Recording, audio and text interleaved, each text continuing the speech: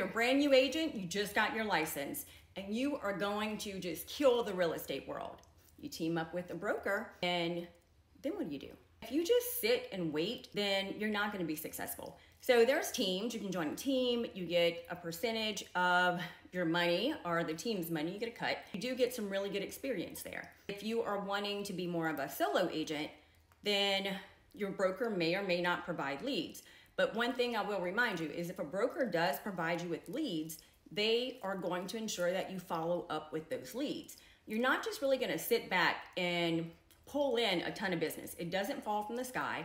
Those of us that have been doing it for a long time went through the grind and the hustle of building our names so that we could be successful. As an agent, we can teach you how to do the same thing, but we can't do it for you.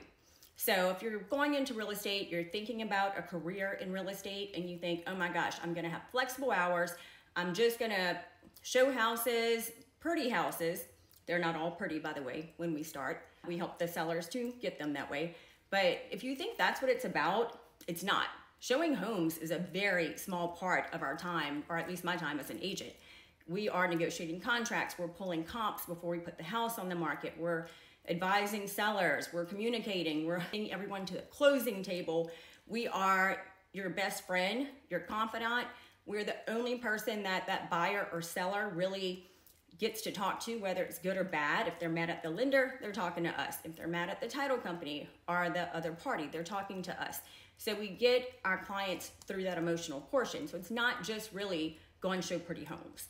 But before you get to show homes, you do have to have clients, and you have to follow up with leads. You have to work the business. If you don't work the business, you will never be successful. No matter how many leads someone gives you, if you don't do anything with them, then they're all bad leads. But in reality, there's no bad leads. There's bad follow-up. There's bad work ethic.